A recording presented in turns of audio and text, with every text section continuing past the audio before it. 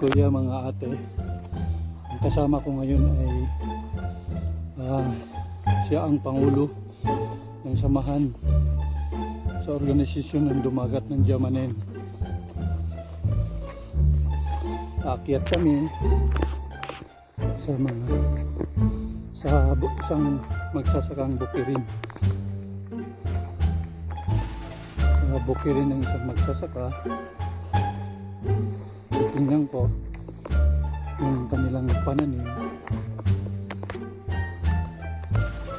kung ano ang nakatanim sa kanyang bukid.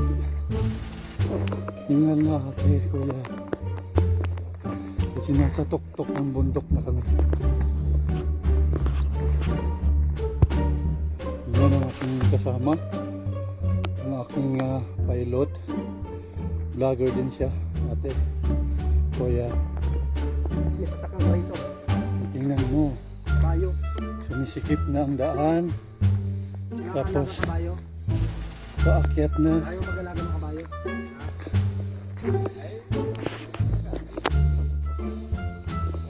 Tingal na.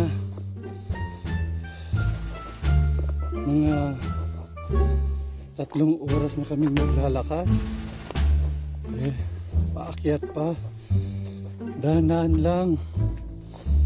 Huwag susuko. Makakarating din kami. Ayan. Harap.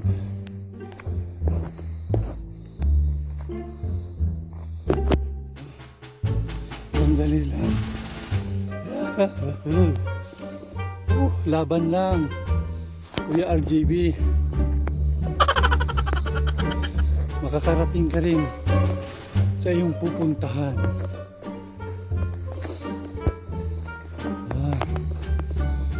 Dahan-dahan lang.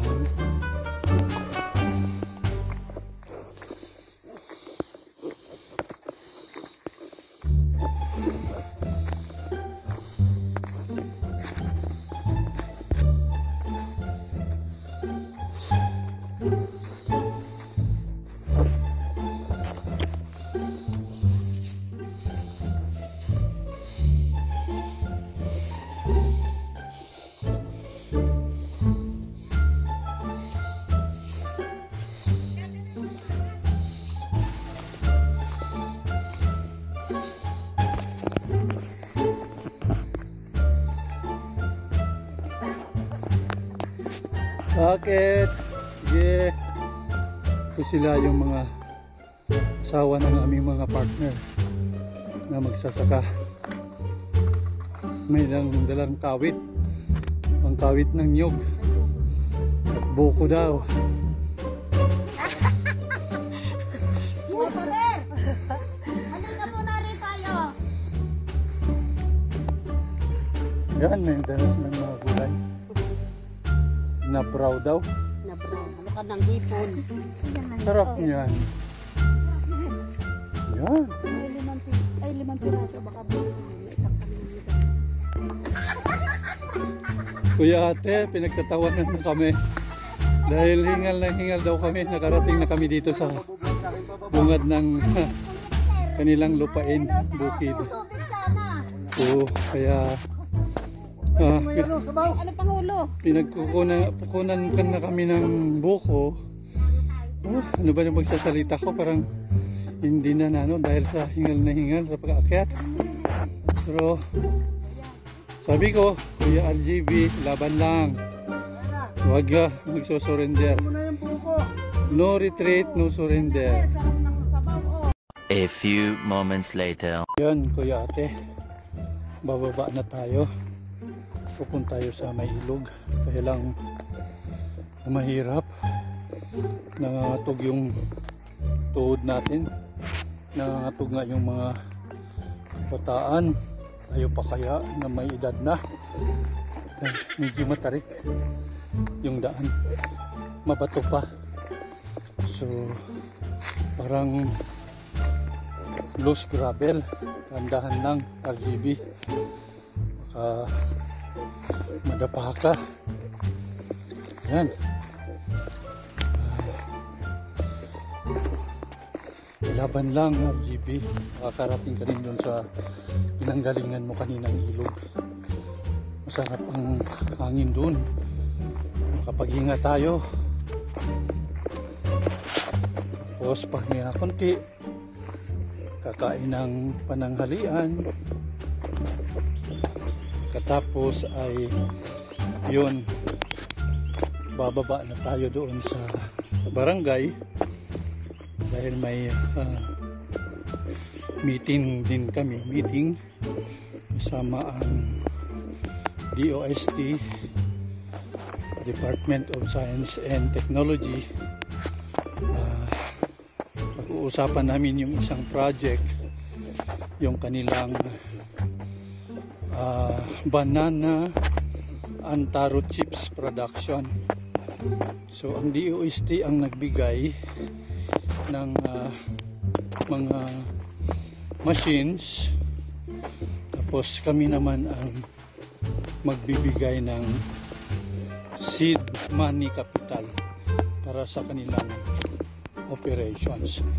Ito ay partner sa amin at sa government agency. Ayan daw, ayan na si Kuya Gani. Ayan daw yung mga kape niya, pinagkukunan niya ng kape. Kung alam niyo yung kape, isang puno namumunga at yung bunga pag hinarvest, ibibilad, tapos kukunin yung buto, tapos yung buto ay isasangag hanggang gigilingin hanggang maging kape. Ang tawag ay kaping barako. So masarap ang kape dito dahil itong mga punong kape ay native, hindi yung hybrid. Ayan. Ayan si Kuya Gani. So lupa niya tong pinuntahan namin. Ayan, meron daw namumunga na. Maya maya ay mahihinog, tapos i-harvest niya. So yun, ito po yung pagkukunan ng raw materials ng kape. Kuya Ate, ang sarap ng ano dito, klima, malamig kahit walang hangin, kahangin-hangin, pero yung nandito ka sa malilim na lugar ay parang ang sarap. Malamig na hangin, malamig ang iyong pakiramdam dahil nandito po yung napakagandang oxygen dito sa ilalim ng mga puno, mga kahoy, mga halaman. Oo, yan. Dito natin malaman yung sinasabing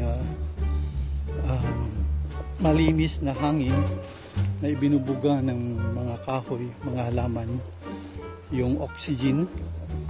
So nalalanghap natin na napakaganda ang ating pakiramdam pag nandito tayo. Siguro kung lagi tayong dito ay ang ating expand ng ating buhay ay humahaba, diba mga Kuya Ate? Yan, kabundukan talaga. So andito pa yung tinatawag nating forest, no? Yung bukid na puno ng mga halaman, mga nilikha ng Diyos na para sa atin. Sana ay ito ay hindi masisira, alagaan para sa ating kinabukasan at para sa susunod ng henerasyon, sa ating mga anak at mga sumusunod na mga anak ng ating mga anak. Yun, sila po ay maging tapag mamanahin po nila sa atin ito pag atin ay ating inaalagaan.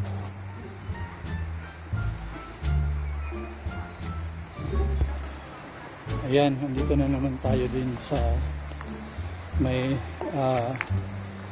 ilog na pinanggalingan natin kanina. Dito kami kakain ng aming pananghalian kasama ang mga grupo ng kababaihan, grupo ng kalalakihan at grupo ng kabataan. Ayan, maya-maya ay kakain na kami sa niluluto at inahanda nilang pagkain namin ngayon. So, yun mga ate, pababahagi ko sa inyo ang iba't ng mga gagawin namin hanggang sa pagbaba na naman ulit namin sa Karamba.